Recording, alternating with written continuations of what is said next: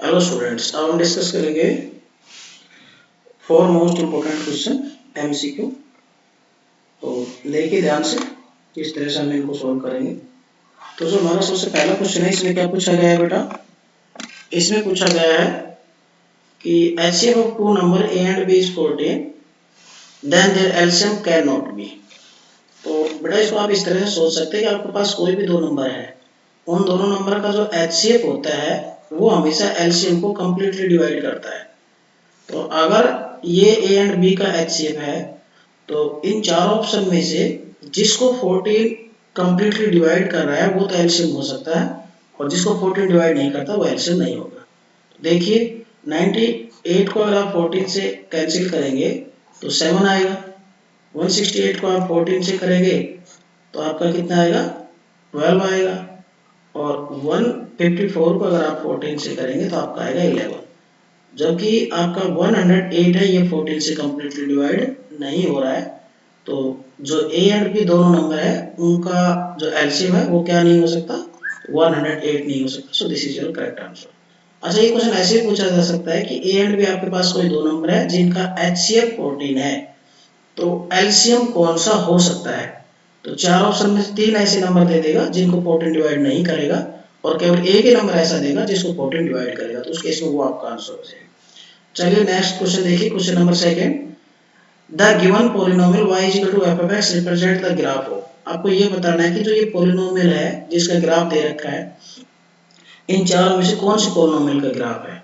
तो आपको पता होगा कि कोई भी जो ग्राफ हम ड्रॉ करते हैं तो एक्स एक्सिस जो जिस पॉइंट पे इंटरसेक्ट करता है वो उसके जीरोज होते हैं। तो एक तो 1 पे इंटरसेक्ट कर रहा है और एक 2 पे इंटरसेक्ट करना है, एक्स कोऑर्डिनेट देखना है। तो अल्फा हमारा 1 है और बीटा हमारा 2 है।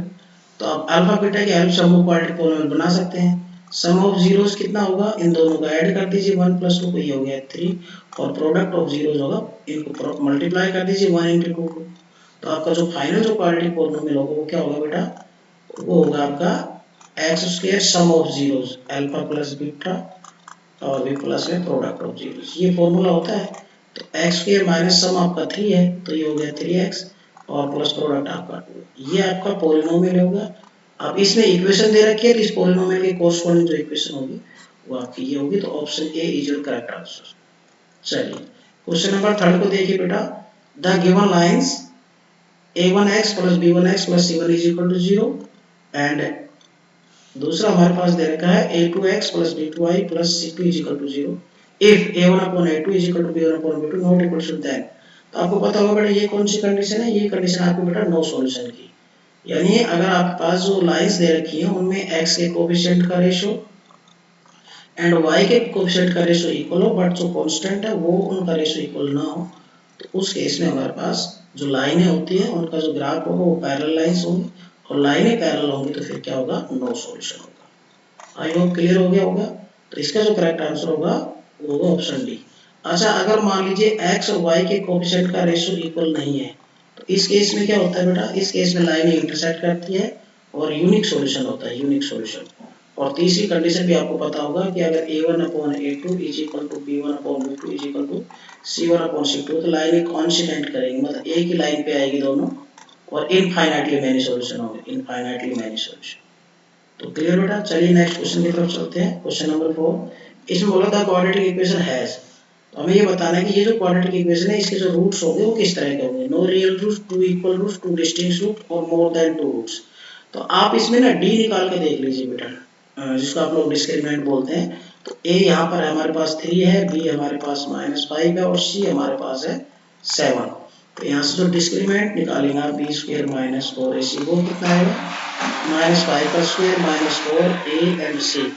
तो ये हमारा आ गया 25 माइनस 84, मतलब माइनस के 59। ओके, और ये हमारा है लेस देन 0। तो डिस्क्रिमिनेंट अगर नेगेटिव आता है तो उस केस में आपके नो रियल रूट्स होते हैं। डी पर डिपेंड करता है, अगर आपका डिस्क्रिमिनेंट 0 के इक्वल आ जाए तो उस केस में होंगे इक्वल रूट्स, और डी आपका ग्रेटर देन 0 आ जाए तो उस केस में होंगे distinct root, two distinct root, और अगर आपका डी लेस देन 0 आ जाए तो उस केस में आएगा नो रियल रूट्स। तीनों ही कंडीशन आप याद रखें बच्चों। तो आई होप ये चार क्वेश्चन आपको क्लियर हो गए होंगे बेटा। बाकी क्वेश्चन अगले लेक्चर में करेंगे।